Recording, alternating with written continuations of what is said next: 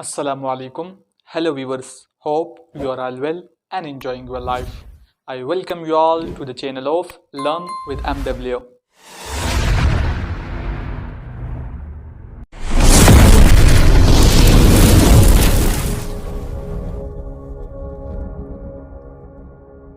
Viewers, don't go anywhere. We're starting the part 7 of pronoun, in which we will discuss about usage of relative pronoun. But viewers, in part 6, we have discussed about the definition of relative pronoun, that what is relative pronoun in English grammar. And then we also have discussed the forms of relative pronoun. We discussed the form of who, we discussed the form of which, we discussed the form of that, and we also discussed the form of what. All of these are relative pronoun. Now, in order to start the usage of relative pronoun, I want to give you a short recall that what is relative pronoun.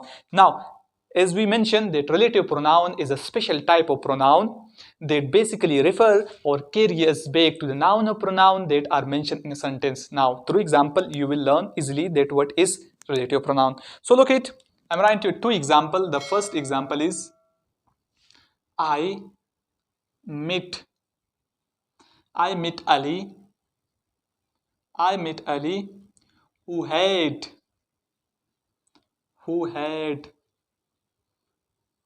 just returned. This is the first example. I met Ali who had just returned. So now look at the second example. Here is the book. Here is the book. Is the book. Book. That you lent me. That you lent me. So viewers, as we know, who, that, which, and what, all these are relative pronoun.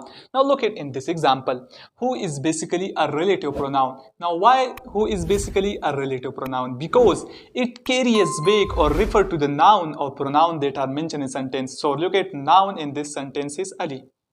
So that's why who is a relative pronoun. Now look at in this example, here is the book that you lent me. Now that is also a relative pronoun. Why it is a relative pronoun? Because it basically refer or carries back to the noun, which is basically book in this sentence. That's why relative pronoun are the special type of pronoun that refer or carries back to noun or pronoun that are mentioned in a sentence. Now remember that the noun or pronoun that are mentioned in the sentence, the grammarian have given it name, and that name is basically antecedent. Antecedent. Now look at this is a new thing that you will learn in this video. And what is antecedent? Antecedent. Now the relative pronoun basically carries back to the noun or pronoun that are mentioned in sentence. So the grammarian have given it name, and that name is basically antecedent. So what is antecedent? The noun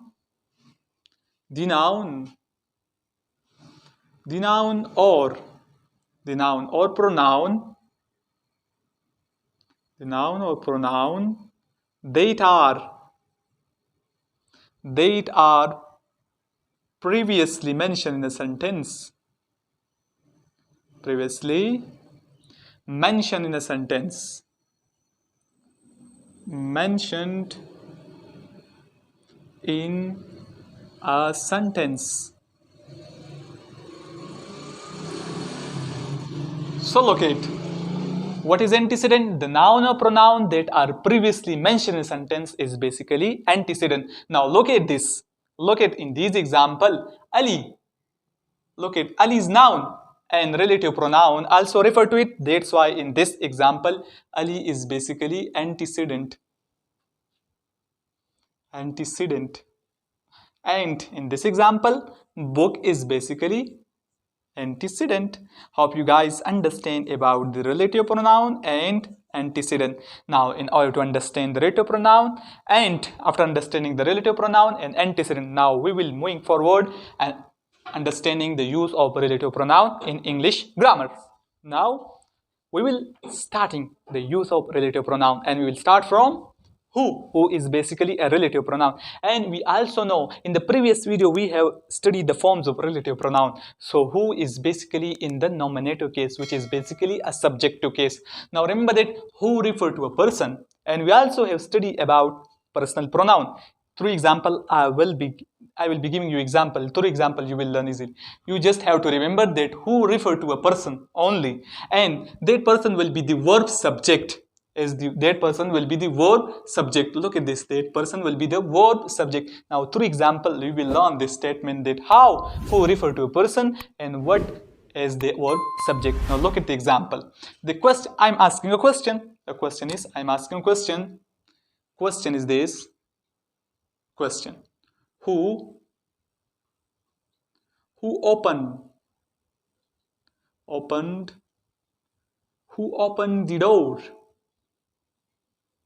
Who opened the door? This is a question. So someone can answer me like this. He, she, it, they opened the door. So one can answer like this. Someone can answer me, he opened the door. Another can answer me, she opened the door, it opened the door, and they opened the door. So look at, as I mentioned in my earlier videos, that part of the sentence that answer the question who is basically a subject. I want to recall you again. In my earlier videos, I have told you viewers that part of the sentence that basically answer the question who, we call it a subject. We call it as subject. That part of the sentence that basically answer the question who is basically a subject. So who refer to a person. So he, she, it, they, all these are person. We are referring to a person and they are acting as the verb subject. So verb in this example is basically open. So open is basically a verb. And look at this. All these four are basically acting as subject. That's why is mentioned that who refer to a person and that person will be the verb subject. Hope you guys understand the use of relative pronoun in English grammar. Now we will discussing the use of whom, which is basically the accusative and objective case of who. Now we will discussing the use of relative pronoun whom. As we mentioned in the part 6 that basically whom is the accusative case of who. So if you missed that video, go to the channel and watch the part 6 of pronoun. Now look at whom is basically the accusative or objective case of who. Now look at it. What is the difference? Who also refer to a person. And whom also refer to a person. But the difference is that who refer as the verb subject, but the whom refer to the verb object. This is mainly the difference. Who refer to a person, but that person will be the verb subject. Whom also refer to a person, but that person will be as the verb object. Now through example you will learn easily. Again I'm asking a question. Look at, I'm again asking a question. The question is whom were you talking to? Whom were you talking to? A nice question. Whom were you talking to? So someone can answer me. Answer.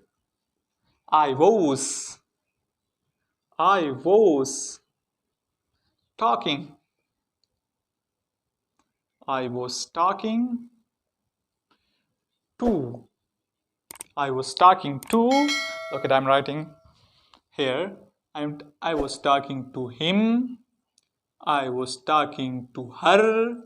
I was talking to them. And I was talking to it. Look at viewers. Someone can answer me.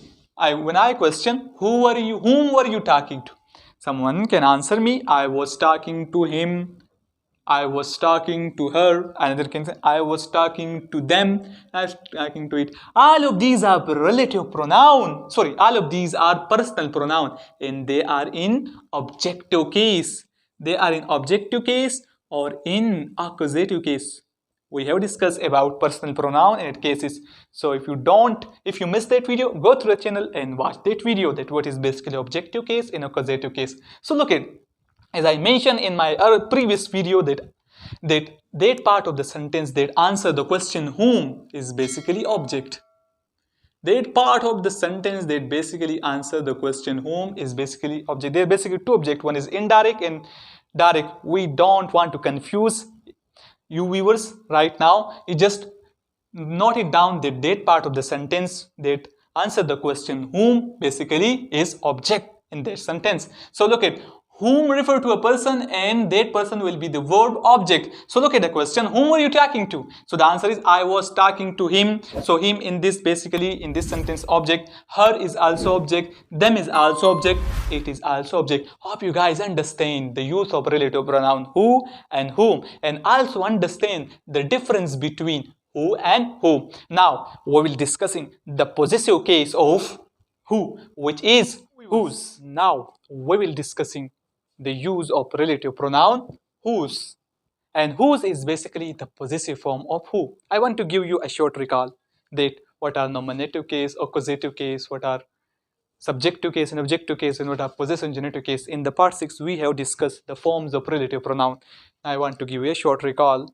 Now look at this, the nominative case and subjective case. Nominative case or subjective case, possessive case, and another is genitive case, and one is accusative case, and it's also called objective case. So look at, we have discussed in part 6 that the nominative and subjective case of relative pronoun who is who, while the possessive and genitive case is whose, which we will discuss it right now.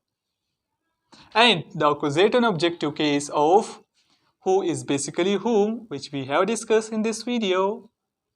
So look at viewers, now we are starting whose, which is basically the possessive form of who. And look at, whose basically shows two things. Basically show thing which is basically possession,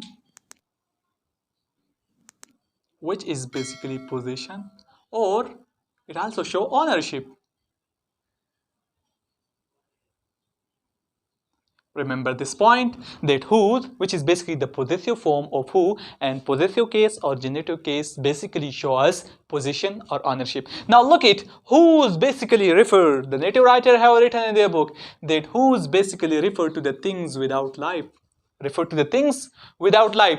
Now things without life, we call it as non-living things. Non-living things. So whose basically refer to the things without life, and things without life are basically called non-living things. So look at these examples. These are the example. The example is the sun, whose rays. So sun is basically a non-living things, and rays, so this rays belongs to sun. So this is basically whose in this example is a relative pronoun and basically possessive form of who, and it shows position because these rays belong to the sun. So whose basically refer to the things without life. So sun is basically non-living thing. The sun whose rays give life to the earth is regarded as by some people as God. Look at the second example.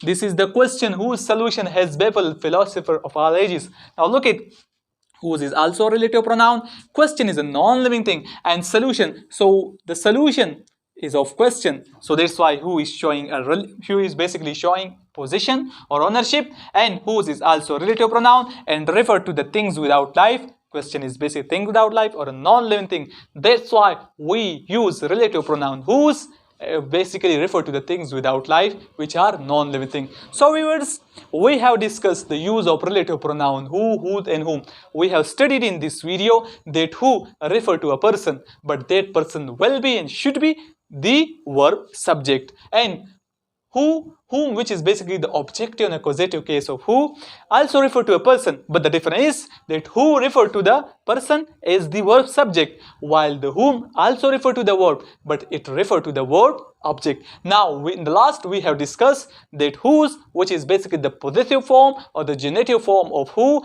basically show possession or ownership. It refer to the things without life, And we also call it, they refer to the things without life, which is basically or are basically non-living things. So look at this example, the sun. So sun is basically non-living thing, and these rays belong to the sun. So that's why whose, which basically a relative pronoun, show position and it refer to the things without life. So that's why we say whose, which is the possessive form of who, refer to things without life, which are non-living things. The last thing, this is the question whose solution has baffled philosophers of all ages. So in this example, who is also relative pronoun and it show position because the solution is of this question, which will be asked by someone. So look at who is a relative pronoun and it show position and also refer to the non-living thing. That's why we say who, whose, which is the possessive form who, is used or refer to the things without life, which are non-living things. Hope you guys understand the usage of relative pronoun who, whose, and whom. So viewers, in this video we have discussed about the use of relative pronoun who, whose, and whom. In upcoming videos, we will also discussing the use of relative pronoun which, that, what, and also some of the older English relative pronoun which are is and but. So don't miss it out. So viewers, if you like this video, share this video with your friends. Like and subscribe the channel as well. And don't forget to comment. Thank you very much.